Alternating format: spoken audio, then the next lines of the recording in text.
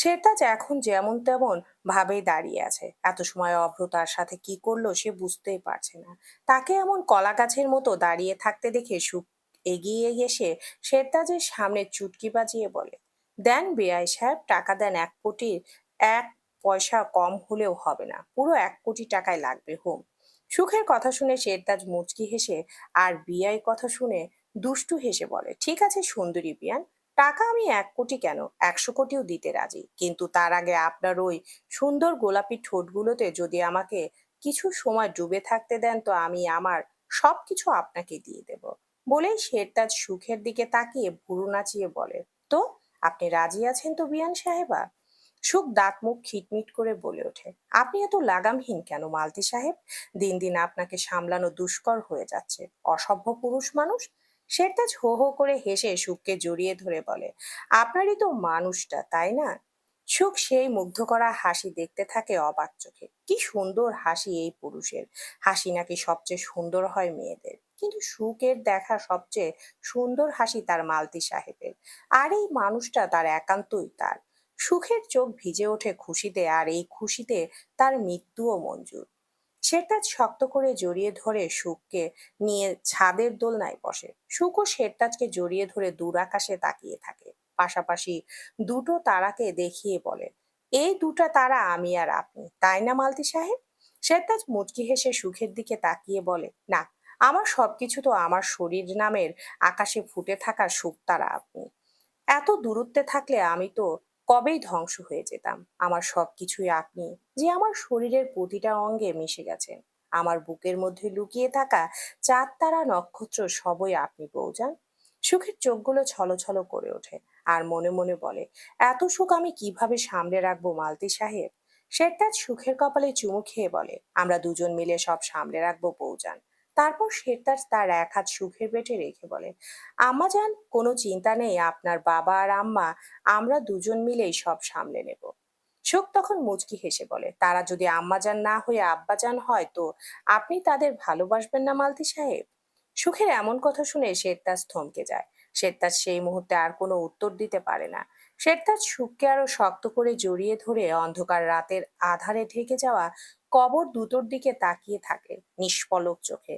চোখে কোনো তার হাজার হাজার না বলা কষ্টরা উকি দিয়ে দেয়।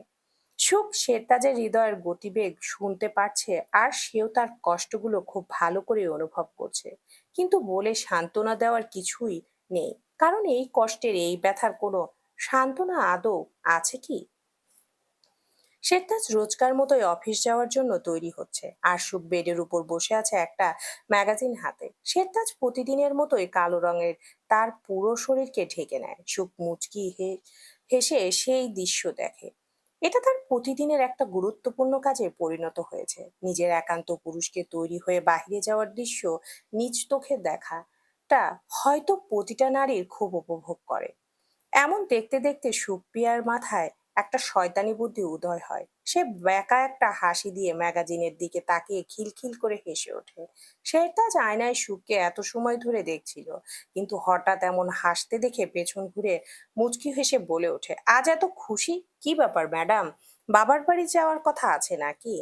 সুখ বলে ওঠে, ধুর, কিসের বাবার বাড়ি? আমি তো একটা ওয়াও জিনিস দেখে খুশি হয়ে গেছি মালতী সাহেব। শেরতাজের কপালে চিন্তার ভাঁজ পড়ল। সে একটু গম্ভীর হয়ে জিজ্ঞেস করলো, কি এমন জিনিস দেখলেন আপনি যে আপনার মন আজ এত ভালো? আমাকে না জ্বালিয়ে এমন হাসছেন। সে কথা আপনি শুনেন না মালতী সাহেব, আজ ম্যাগাজিনে হ্যাব্বি জিনিসের ছবি বের হয়েছে, সত্যি ওয়াও না বলে পারছি না। কি সেই জিনিস ম্যাডাম? শেখতাজের কণ্ঠটা আরো গম্ভীর শোনালো সুখের কাছে। মনে মনে সুখ আরো মজা পেল, সাথে মালতী সাহেবকে জ্বালানোর জন্য আরো একটা পথ। কি সুন্দর কথা, তাকে না জ্বালিয়ে আমি হাসছি কেন? আরে বেটা, এই হাসির মানে কেমনে বুঝবেন? এটা আপনাকে জ্বালানো না, পুরানো জন্য হাসা হচ্ছে মালতী সাহেব। সুপ্রিয়া শয়তানি একটা হাসি দিয়ে বলে, মালতী সাহেব দেখেছেন এই হিরোর বডি, কি ওয়াও! একদম সেই, এটাকে যেন কি বলে, ও হ্যাঁ মনে পড়েছে, 6 প্যাকস বলে, তাই না মালতী সাহেব? শেখতাজ আয়নার সামনে ঘুরে চুলগুলোতে হাত চালিয়ে ঠিক করতে থাকে, কিন্তু সুখের মুখে এমন কথা শুনে তার হাত থেমে যায়। বউয়ের মুখে অন্য পুরুষের বডির প্রশংসা শুনে শেখতাজের মনে আগুন জ্বলে ওঠে। চোয়াল শক্ত হয়ে ওঠে। জেলাসির মাত্রা এমন তীব্র হয় যে এক্ষুনি শেরতাজ পারলে ওই ম্যাগাজিনের মধ্যে ঢুকে ওই সিক্স প্যাকস ওলা ব্যাটাকে একদম AK-47 দিয়ে ওয়াও বডিতে কারুকাজ করে দিয়ে আসতো। শেরতাজ রাগের মাত্রা বাড়ছে দেখে চোখটা বন্ধ করে হাত মুঠ করে নেয়, লম্বা একটা শ্বাস নিয়ে চোখ খুলে আয়নার মধ্যে তাকায়। আয়নার মধ্যে তাকিয়ে দেখে সুখ তার দিকে তাকিয়ে সামনে সেই হিরোর বডি নিয়ে কথা বলছে। তাকে এমন করতে দেখে শেরতাজের বুঝতে আর দেরি নাই যে তার বউ আজ অন্য পথে তাকে জ্বালাচ্ছে না, বরং পুরানোর ব্যবস্থা করে রেখেছে।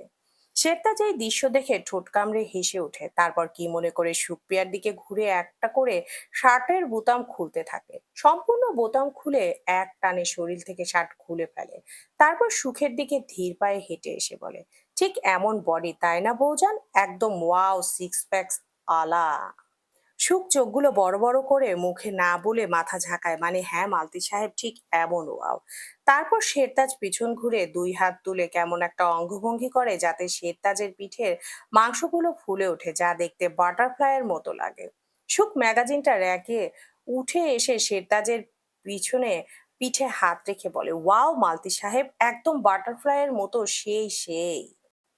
শেরতাজ পিছন ফিরে সুখের কোমরটা ধরে আলতো করে শক্ত হাতে কাছে টেনে আনে। সুখ চোখগুলো বন্ধ করে ফেলে এত তাড়াতাড়ি শেরতাজের কাছে চলে আসাতে। শেরতাজ সুখের বন্ধ চোখের উপর ছড়িয়ে থাকা চুলগুলো ফু দিয়ে উঠিয়ে দেয়। সুখ কেমন কেঁপে ওঠে। শেরতাজ সুখের কম্পন টের পায়। শেরতাজ মুচকি হেসে সুখের ঠোঁটের উপর বৃদ্ধা আঙ্গুল দিয়ে স্লাইড করতে করতে বলে, আমাকে এমন ভাবে না পুড়িয়ে সোজা সাপটা বললেই পারতেন আপনি বাটারফ্লাই দেখতে চান। মালতী সাহেব, আসলে আমি হুশুস। চুপ। কোনো কথা নয় বউজান, আমাকে এমন ভাবে জ্বালাবেন তো জ্বালান, কিন্তু আমি মোটেও জ্বলবো না, কারণ আই এম জেন্টালম্যান। দয়া আর এমন করবেন না। ঘুমন্ত শেরকে ঘুমাতে দিন, নয়তো সব ঝড় তুফান আপনার উপর দিয়ে বয়ে যাবে বউজান, যা আমি মোটেও এই সময় চাই না। সুখ চোখটা খুলে সোজা শেরতাজের চোখের দিকে তাকায়। তারপর সুখ শেরতাজের খোলা বুকে একটা চুমু খেয়ে খিলখিল করে হেসে ওঠে। আর শেরতাজ মুগ্ধ নয়নে তার নারীকে দেখতে থাকে। মোটেও জ্বালাবো না মালতী সাহেব, কিন্তু মাঝে মাঝে জ্বালাবো কেমন। শেরতাজ সুখের কপালে চুমু খেয়ে বলে, আমার উপর রাজত্ব করা একমাত্র মহারানী আপনি। আপনার যা ইচ্ছে তাই করতে পারেন, কিন্তু আপনার সান্নিধ্যবিহীন জ্বলতে থাকা প্রজার প্রতি রহম তো করতেই পারেন। সুখ তেমন ভাবে শেরতাজের চোখে চোখ রেখে বলে, ঠিক আছে, পরে ভেবে দেখবো আমার অনুগত প্রজা সাহেব। তো এখন আপনি তৈরি হয়ে নেন, আপনার জন্য নাস্তা রেডি, চলুন, সবাই অপেক্ষা করছে। শেরতাজ শার্টটা সুখের হাতে ধরিয়ে বলে, যেহেতু আপনি খুলিয়েছেন সেহেতু আপনিও পরিয়ে দেন বউজান। সুখও কথা না বাড়িয়ে শেরতাজকে শার্ট পরিয়ে দিতে থাকে। শেরতাজকে একভাবে সুখের দিকে তাকিয়ে থাকতে দেখে সুখ বলে, কি দেখছেন মালতী সাহেব এমন করে। আমার বাচ্চাদের আম্মাকে, আমার একমাত্র দুর্বলতাকে, আমার একমাত্র আসক্তিকে, আমার একাল পরকালের সঙ্গীকে। শেরতাজের এমন কথা শুনে সুখের হাত থেমে যায়। সুখ শান্ত চোখে শেরতাজের দিকে তাকিয়ে থাকে। চোখে মুখে তার বিজয়ের হাসি। হয়তো জীবন নামের কঠিন গণিত পরীক্ষায় সে 100-তে 100 পেয়ে পাশ করেছে। আর তার পুরস্কার হলো তার স্বামী, তার মালতী সাহেব। সুখ শেরতাজকে আবারও জড়িয়ে ধরে বুকে মাথা রেখে বলেন, জানেন মালতী সাহেব, আমি জীবনের কঠিন হিসেবে 100-তে 100 পেয়েছি, আর তার পুরস্কার আপনি। শেরতাজ কেমন একটা শান্তি অনুভব করে, যা সে বলে এই পৃথিবীর কাউকে বোঝাতে পারবে না। কারণ সেই মানুষ যখন জানে সে কিছু পাওয়ার যোগ্য না, কিন্তু সে যদি শূন্যর বিনিময়ে পৃথিবী সমান ভালোবাসা পেয়ে যায়, তাও আবার সেই একান্ত মানুষের থেকে, তখন তার মতো সুখী মানুষ হয়তো দুনিয়ার বুকে আর কেউই থাকে না। শেরতাজ সুখকে আরো শক্ত করে বুকে জড়িয়ে ধরে যেন ছেড়ে দিলে হারিয়ে যাবে। আচ্ছা বলুন তো, ভালোবাসার মানুষের থেকে ভালোবাসা কজনে পায়? মাল্টিবাড়ির ডাইনিং রুমে সবাই বসে আছে। রাহাত, দিলরুবা আর কাউসার বসে সবার সাথে টুকটাক গল্প করছে। একটা কাজে কাউসার সাত সকালে মাল্টিবাড়ি এসে হাজির। সে কাল রাতে রাশিয়া থেকে এসেছে। আসার সময় নতুন বোন জামাই এবং তার পরিবারের জন্য অনেক উপহার নিয়ে এসেছে। হারান মালতি তখন কাউসারকে জিজ্ঞাসা করে বলে, তো কাউসার দাদু ভাই, বয়স তো কম হলো না, বিয়ে শাদী কি করবে না? তোমরা দুই মামাতো ফুফাতো ভাই কি যুক্তি করেছো যে সব ছোট ভাইগুলো বাবা হয়ে গেলে তারপর তোমরা বিয়ে শাদী করবে? কাউসার মুচকি হেসে বলে, বিশেষ কেউ যেদিন ধরা দিবে সেদিন করব বিয়ে দাদাজান।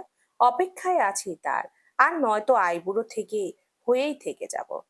সবাই অবাক চোখে তাকিয়ে আছে যে কাউসার কোনো মেয়েকে পছন্দ করে, তার জীবনেও পছন্দের কেউ আছে।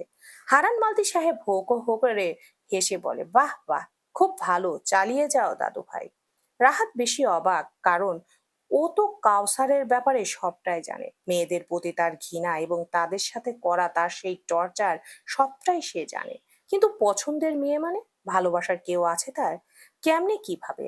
আবার সেই মেয়েকে নিজে থেকে বিয়ে করবে, এটাও সম্ভব? দিলরুবার চোখগুলো খুশিতে চকচক করে ওঠে। ভাইয়া, তোমার পছন্দের মেয়ে আছে? আগে কেন বললে না? ও মাই গড, তুমি জানো মম ড্যাড কত হ্যাপি হবে। মেয়ের নাম কি, কই থাকে বলো বলো, এখনই গিয়ে তোমার বিয়েটা করিয়ে আনি।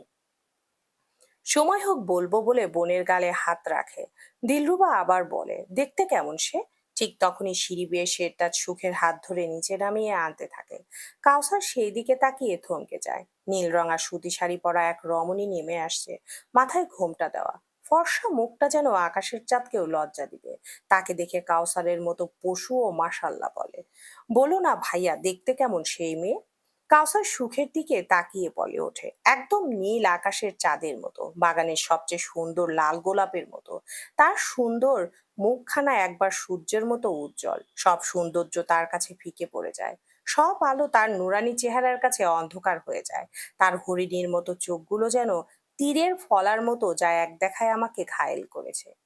রাহাত তখন মনে মনে বলে, তুমি যাকে বিশ্ব সুন্দরীর তকমা দিতেছো, যদি একবার শেরতাজের বউকে দেখো, আমার আগুন সুন্দরীর কাছে তাকে চিনি ছাড়া চা লাগবে বর্দা।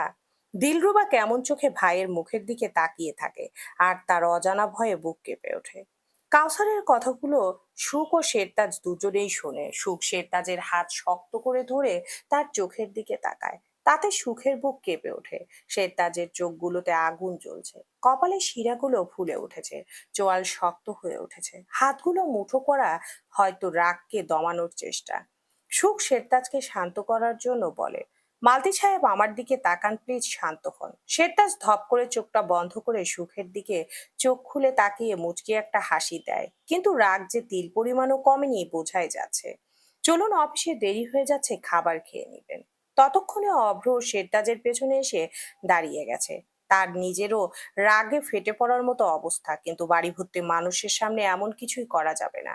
সে শেরতাজের ঘাড়ে হাত দিয়ে বলে, ভাই, নিজেকে শান্ত করো, এখন দয়া করে কিছু করো না। সবাই আছে, ওই শালাকে পরে দেখে নিব। পর্দা আলী শালিকা, আপনি রান্নাঘরে যান, আপনার আপা ওইখানেই আছে, চিন্তা নেই, আমি ভাইকে দেখছি। শেরতাজ একটা কথাও বলেনি। যে ক্ষুধার্ত বাঘের মতো শিকারীর তীক্ষ্ণ চোখে কাউসারের দিকে তাকিয়েছে, কাউসারও সেম ভাবে তাকিয়েছে শেরতাজের দিকে। কিন্তু কিরণের চোখ যেন যখন শেরতাজের চোখের উপর পড়ে, সে কিছুটা ভড়কে যায়। তার চোখ যে দিকে তাণ্ডব চালাচ্ছে, সেদিকে তাকিয়ে আরো অবাক হয়ে যায়। সে কিছুই বুঝছে না কাউসারকে দেখে শেরতাজের এমন রূপ কেন ধারণ করেছে।